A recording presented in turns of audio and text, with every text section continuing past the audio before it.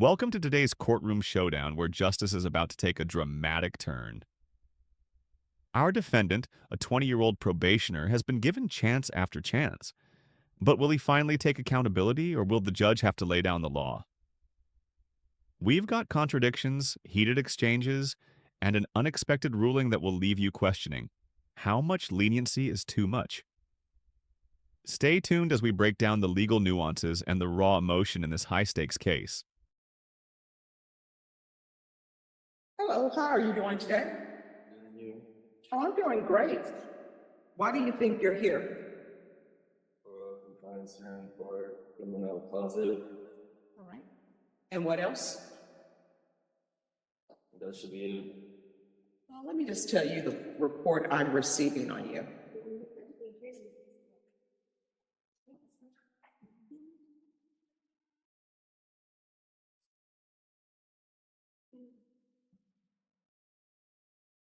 All right, and this is what the probation officers. Oof, that is a brutal probation report.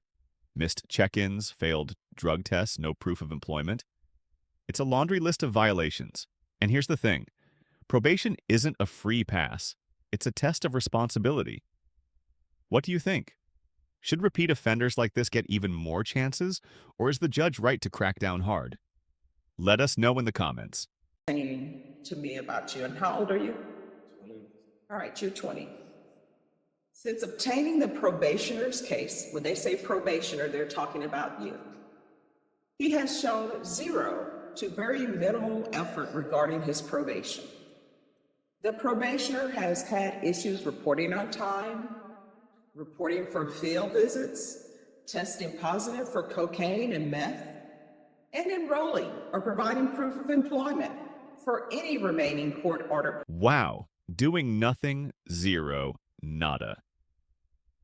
The judge isn't holding back here, and can you blame her? This defendant has had 3 motions to revoke, yet still seems unfazed. At this point, the question isn't if he'll be penalized, but how. Do you think the judge should have revoked probation already, or is she still being too lenient? Programs. The probationer and I have had several discussions regarding his actions and how or what we can do to get back on track, really stressing the small actions, such as simply calling this probation officer within 24 hours after an attempted field visit or taking accountability for his action.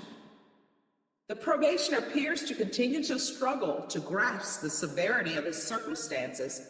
And there it is, handcuffs on. That's the moment reality hits. The judge has warned him before, and now she's making a statement.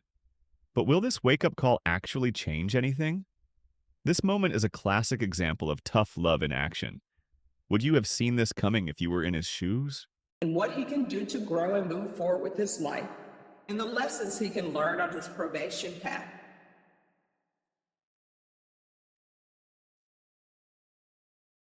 That's the report that I have on you. The report tells me you are doing nothing. Zero. Nada. Why are you doing nothing on this probation in this court other than using drugs? I have attended 2 of the 4 classes, and we have had. No, they say you don't even call in. I only come for a field visit. Yeah, they say you're not doing the simplest of things. And what I can tell you is you've had 3 motions to revoke in this court.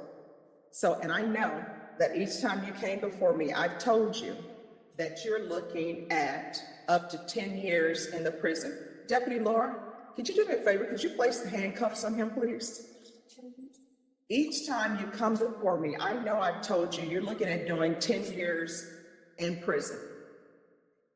Obviously, your mother is not laying down the law. Hold up. So he claims he works for his mom, but there's no proof? That's a classic red flag in these cases. The court needs verifiable employment because, let's be honest, working for mom can sometimes mean doing nothing. The judge is done with the runaround and is now forcing real accountability. Smart move or too harsh? with you at home. They say that you keep saying that you work with your mom, but you don't provide any proof. I can tell you right now, I'm not going to allow you to work with your mom because I don't know if your mom is actually having you work with her. So you are going to ISF, and the reason why I'm sending you to ISF is because you need an attitude adjustment. You understand? Now, if you don't want to sign to go to ISF, you don't have to sign for it. What will end up happening is a motion to revoke will be filed. So which would you prefer? ISF, Your Honor. All right. So he wants to go to ISF, and if you could put him in ISF cognitive.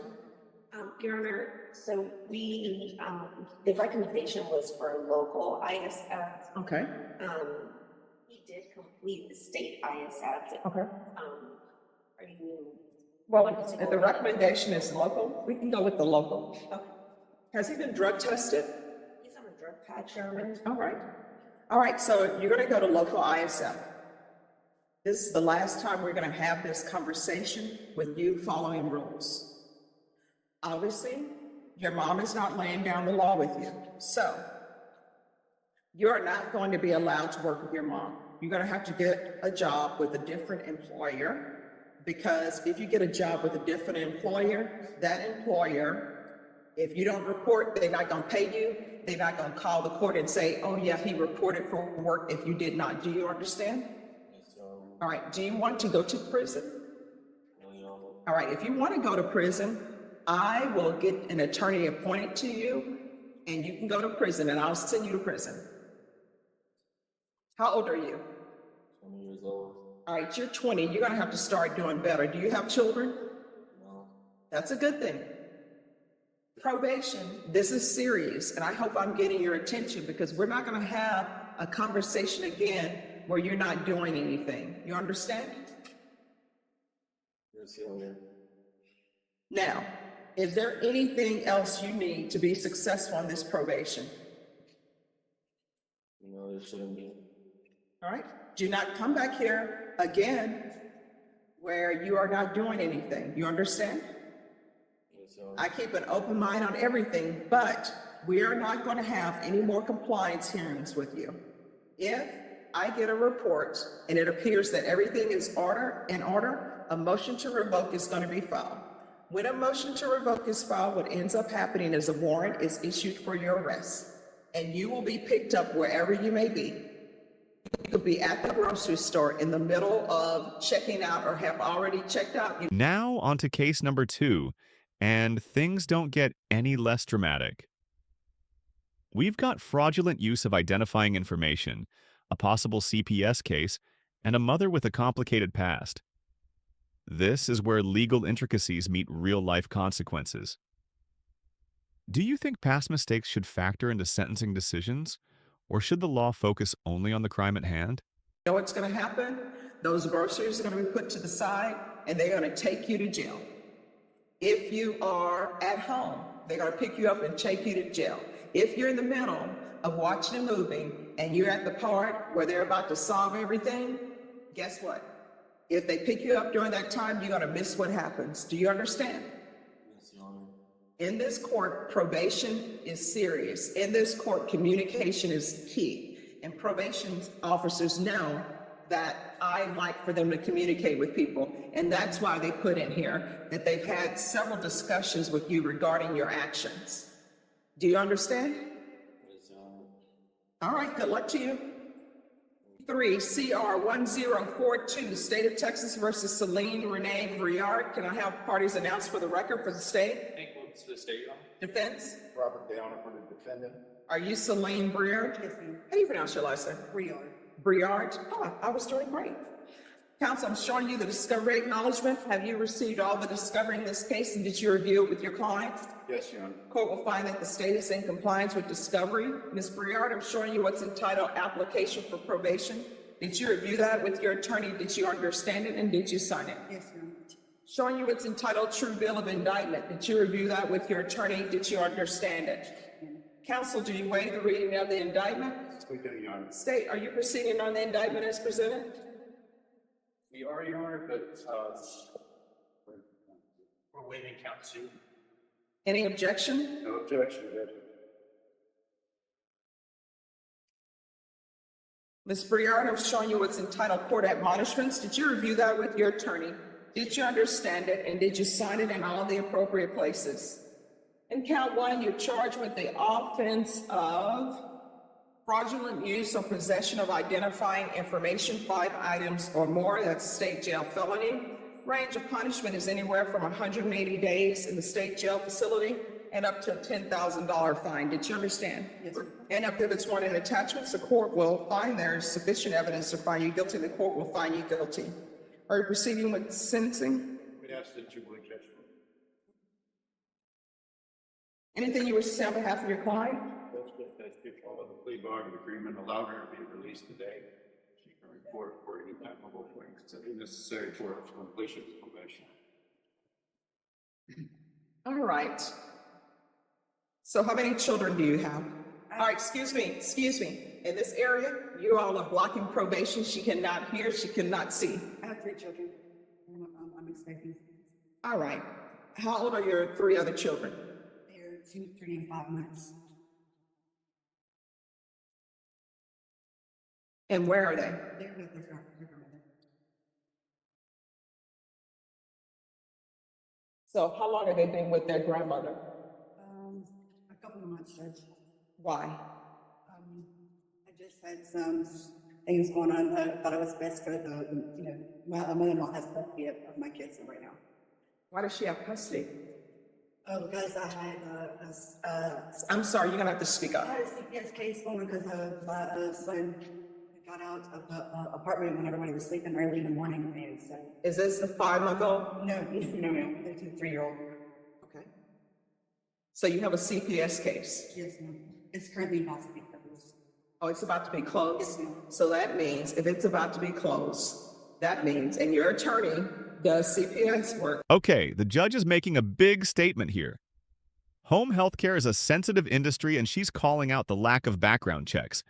Should people with criminal histories be allowed to work in these fields, or is this an unfair barrier to rehabilitation? Weigh in below. Right? So tell her what that means, counselor. Judge, what happened was it turned out to be a safety plan, an investigation in which I met the safety placement, and she verified everything. So, If everything pans out, she knows it will be closed, not a legal. and the reason why they do the safety plans means exactly what it says, safety plan. Yes, ma'am. So what's your drug of choice? I mean, I don't know what it is right now, but my wife's using methamphetamines, but I've been sober for quite a while now. All right, how often were you using that? Like maybe every week, every other week. It just depends. When's the last time you used meth? Like 4 months. All right, so that's probably why CPS was involved. When's the last time you had employment? Right before I was arrested. Doing what? I was doing home health care and working for a hotel different days. All right, I can tell you right now, I don't allow people on probation here to be home health care providers. How far did you go in school? To the 8th grade. See, and this is nothing about you, but this is my problem with home health care providers. Home health care providing is turning into West telemarketing. They don't do background checks, they're just letting anybody come in, and maybe I'm wrong for saying this, but they're looking at the bottom line, the dollar line. So I'm being told that they're letting somebody with an 8th grade education who has meth issues, who has 3 children that she doesn't even have custody for them, work as a home health care provider. Thank you, home health care provider people. So that is why I don't let people work as home health care provider. Now, maybe once you get your life together, maybe that will be a good fit for you, but I'm not going to allow that. So why do you only have your 8th grade education? I just never furthered my education, but I am actually just before I got arrested, got some judy books from the library, so I am trying to pursue my judy. Okay. So what are you planning on doing with your rest of your life? What are your hopes, your dreams? Well, after I get my judy, I want to be a cosmetologist. So. Okay. Hey, that's doable. But I will tell you this, anything that requires a license, when you have convictions, before you start spending all that money to do it, you need to find out from the state, wherever you're going to be licensed, if that's going to be a hindrance to you. Not saying that it will stop you, but it may cause complications. All right, counsel, is there anything else? Oh, yeah. All right, this is what the court is going to do. The court is going to sentence you to 2 years in the state jail facility, suspended and probated for 4 years. There's a $500 fine that will be probated. There's to be 200 hours of community service restitution. I'm going to ask for parenting classes, probation, whatever parenting classes you deem will be appropriate for her. Obviously, it needs to be intensive, because for them to say that the children are to remain where they remain, that means that she didn't do any. So I'm going to want intensive. There's to be restitution and no contact with Juan Palomino.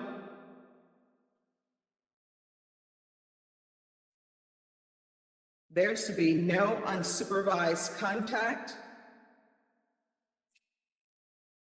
with minors. There's to be proof of employment within 30 days of release. There's to be no employment as a home health care provider or with minors. Regular reporting by Zoom or in person. The UA hotline until further notice.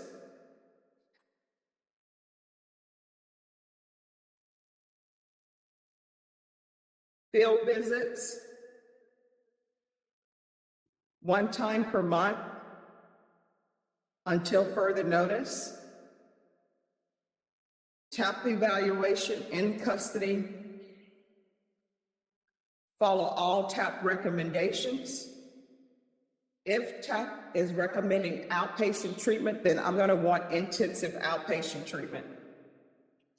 If they are recommending inpatient treatment, then she can do intensive treatment and do a referral to felony drug court. I know that felony drug court is full, but maybe she can be placed on the wait list if they are recommending inpatient treatment for her. Probation, is there anything else she needs? Yes. All right, is there anything else you need from the court in order to be successful? Judge, she'd like to know how longer or how long she would be waiting for that TAP evaluation since she ordered it in person. Yes, up to 2 weeks. All right, I'm going to show you what's entitled Trial Court Certification of Defendant's Rights to Appeal. Did you review that with your attorney? Did you understand it, and did you sign it? All right, because this is a plea bargain agreement, because I followed your plea bargain agreement, because you waived your right to appeal, you do not have the court's permission to appeal. Because this is a felony conviction, you're not allowed to own or possess any weapons or ammunition. If you have a question over what a weapon or ammunition is, you'll need to speak to an attorney. Do you understand? All right, so here's the thing. Those 3 children, those are your children. It's not the grandparents' child. The grandparents are just supposed to be grandparents to children. They're not supposed to be raising more children, which is raising your children. You cannot have children and then tell them to go to Travis Park and say, you're on your own. And there is no reason a child should be able to get out of your house and you not know about it, and they're that age. So many things could have happened to your child when they got out of the house. Could have been hit by a car. And guess what? People can't see children that age because they're tiny and they're small. Somebody could have picked them up.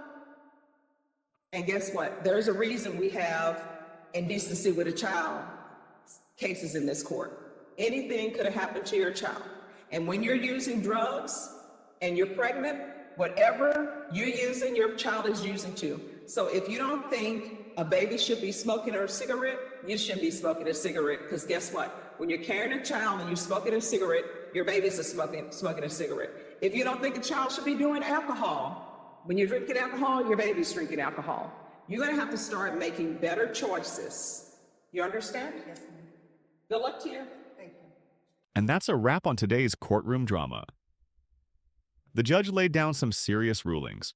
One defendant is headed to a strict correctional facility, while another is facing probation with tough conditions.